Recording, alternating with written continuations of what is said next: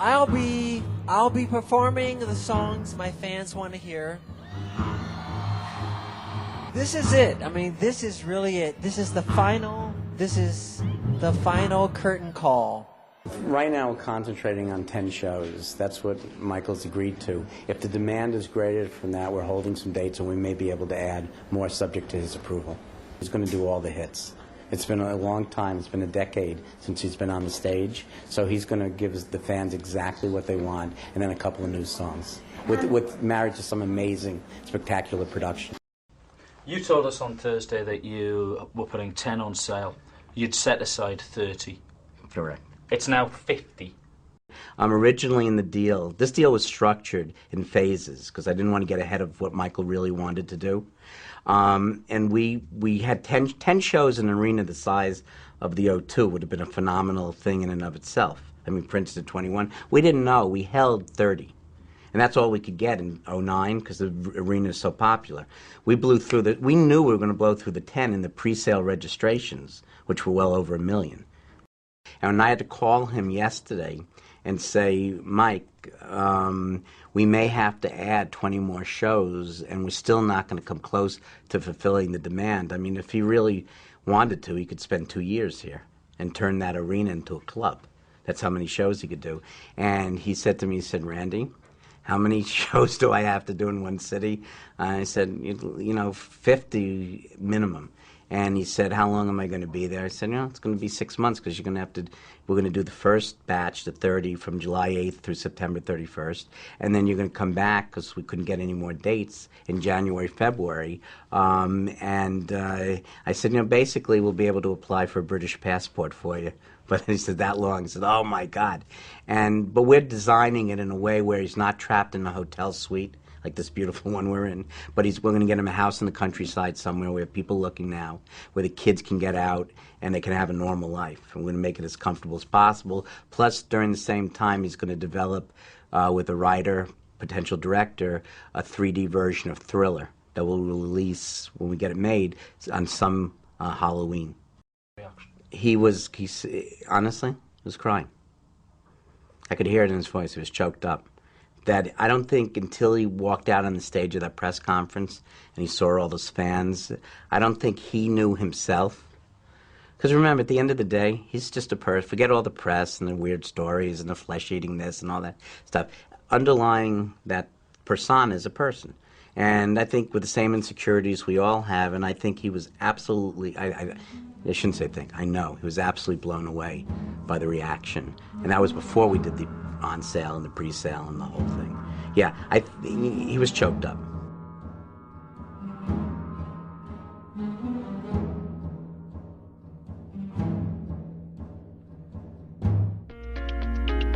Concert promoter Randy Phillips admits he was worried that Jackson was literally wasting away.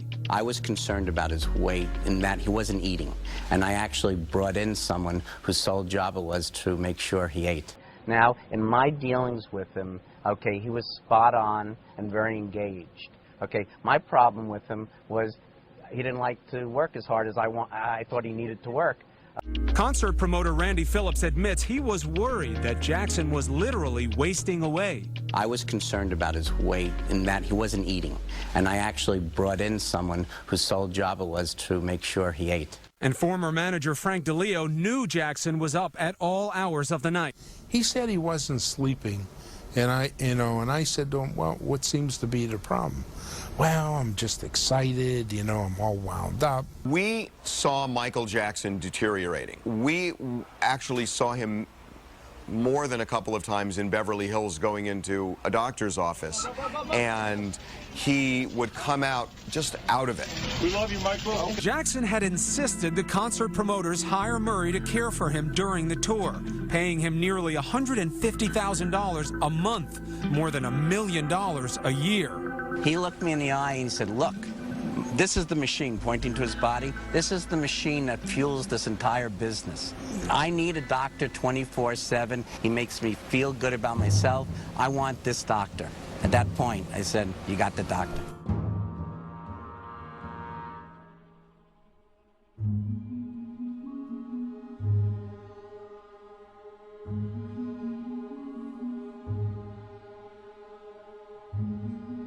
let's go back to April, and I want to talk about, or May, early May. I want to talk about any conversation that you might have had with Michael Jackson about a personal doctor. I had returned from a road trip. I was traveling, and I stopped by the Forum because rehearsals at that point had moved into the Forum. So this would have been later in May. Late May. Yeah. All right.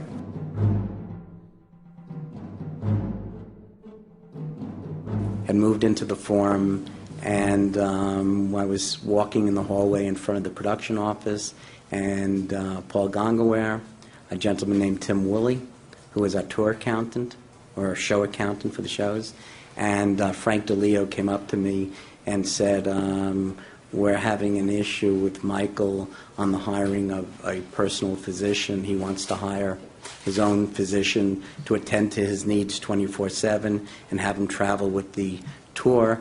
And we haven't been able to talk him out of it, and it's going to be very, very expensive. Could you take a shot at Michael and see if you can convince him to use a London-based physician? I spoke to Michael Jackson, and I said, Mike, it's going to be very expensive to hire a doctor from America and have them on call 24/7. And he was very firm and said, no, I need my own physician, and I need him 24/7, and I have a physician. I said, okay, then I'll have Paul Gongaware negotiate the best terms he can with the doctor for you. All right. And that was your idea, to have Paul Gongaware call this particular doctor? Paul was already engaged in the discussions. I really had nothing to do with the hiring of. All right. And later on, you learned that the doctor that Michael Jackson was talking about was Dr. Conrad Murray. Correct.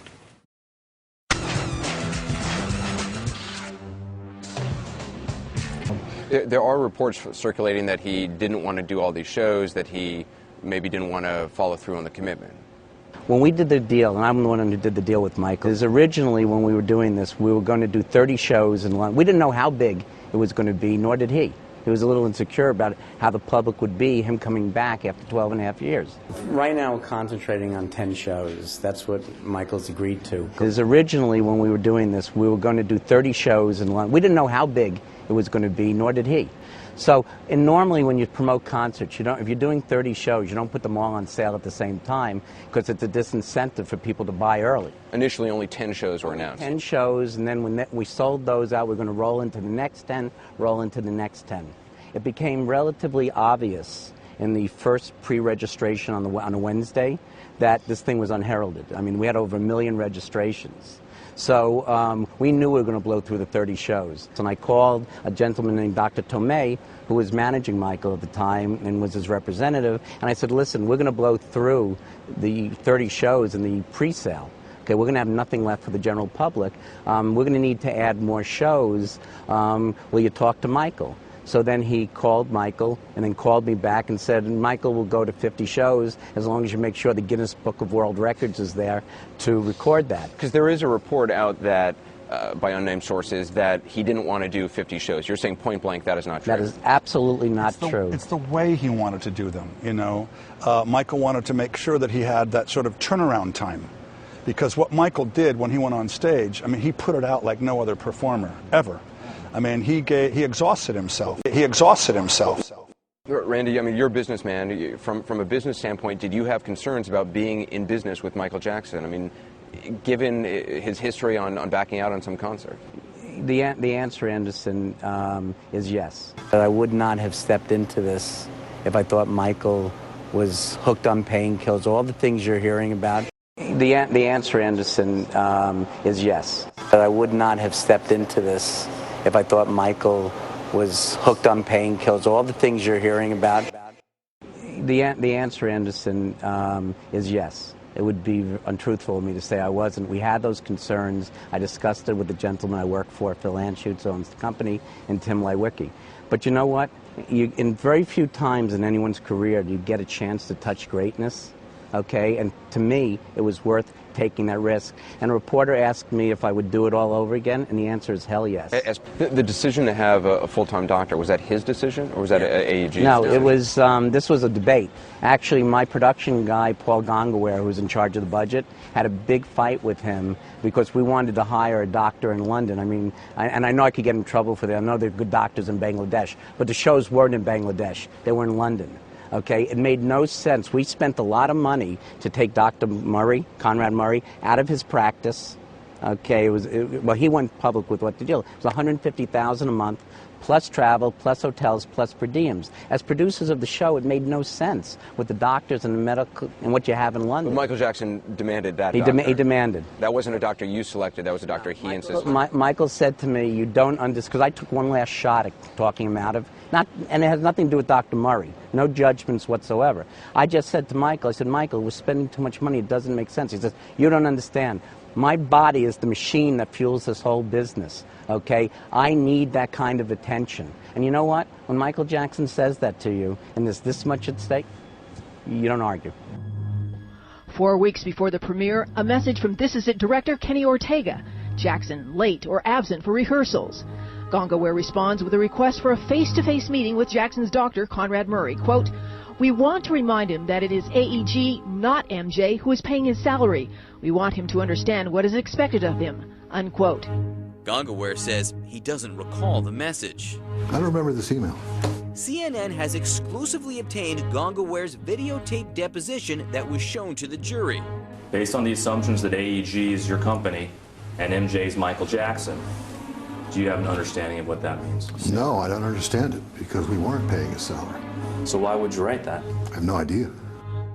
But we want the world to know, okay, how happy and how vibrant and how engaged and connected he was in this endeavor. And that's why we're here. He was into it. He was going to... Big time. He coined the "this is," as Kenny said, he coined the "this is it" term. He's a marketing genius. Okay. Well, I probably had the most one-on-one meetings with him, discussing business aspects of this. And his acuity was there. He looked me in the eye. He understood everything I was talking about. He was very engaged. So, I mean, I'm not a doctor. I'm not a drug rehab specialist. But I could not tell if he was taking painkillers or other medications, as they say. Now, in my dealings with him, okay, he was spot on and very engaged. Okay, my problem with him was he didn't like to work as hard as I thought he needed to work. Okay, and the truth is, Mike, the truth, he didn't need to. He had like muscle memory when he got on that stage and started dancing. And that Tuesday night that the guys are talking about, okay, and this is a tight family. That Tuesday night, I was crying. I don't want anyone in the business to know that, but it was so amazing. Okay, I had goosebumps. That's the reality. That's the Michael I remember. He was the electric performer. He was this awesome father. He was an incredibly generous heart. He was a very private and selective human being. He was many, many, many things. And complicated. Yeah, and complicated. And not always there and not always available to you, which was frustrating sometimes. Enough for a tape to put out of the rehearsal? Is there enough material? I think we've got some of the most compelling and fabulous intellectual property concerning Michael Jackson that the world will see someday. When, do you think? I don't know yet. Right now, I want to bury my friend, and then I'll work with the estate and we'll figure that all out. Right now, I want to bury my friend.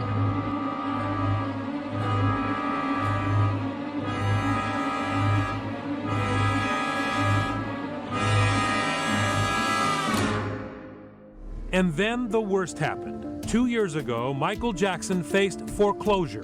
He could not make the balloon payment on his once beloved Neverland. It will be very embarrassing for Michael Jackson to lose his home in foreclosure. Dr. Tomei Tomei, a very private businessman, was brought in by Jermaine Jackson at the last minute to help save the ranch and all of Jackson's personal property inside from foreclosure. And 14 days left to pay how much money? $23 million plus. And how much did he have in the bank? He didn't have anything close to that number. Tomei put together an 11th-hour deal with an investment firm called Colony Capital to pay off the loan. So Michael and his advisors turned to his other debts and making a future for his kids. He once told me I don't want to be performing Billie Jean when I'm 50 years old. I don't want to be performing Billie Jean when I'm 50 years old. But his manager told him he had to stop resisting a comeback and perform again. I said, Michael, listen, if you wanted to control your own destiny, you have to go back to work because you need to make money. The This Is It show in London was the solution. Randy Phillips of AEG, the company in charge of the 50 show tour, was shocked at how quickly the tickets sold out. When we cut it off on the public on sale at 50 shows, there were enough people. There were over, I think, 225 to 240,000 people still queued up on Ticketmaster and the ticketing agencies were selling tickets. So we probably could have done 200 shows. What would that have meant for Michael Jackson? He would have netted probably somewhere in the neighborhood of $50 or $60 million for that run. Phillips says This Is It was actually just the beginning. An international tour that could have brought in as much as $500 million to Jackson was in the works. Phillips says This Is It was actually just the beginning. An international tour that could have brought in as much as $500 million to Jackson was in the works. But Michael was already spending his cash advance. There was a house in Bel Air, and the owner wanted like $90 million for it. I said, Michael, you know, you could live very beautifully in Bel Air in a $15 million house. In fact, only in death have Jackson's finances become solid. And for the first time in years, more money is coming in than is going out. Former manager and the man who calls himself Jackson's alter ego, Frank DeLeo, says that may sound like good news, but it came at too high a price. I'm sure that's the way his children and his mother feel. All this money coming in, give me Michael. Hold for applause, slow umbrella fade out.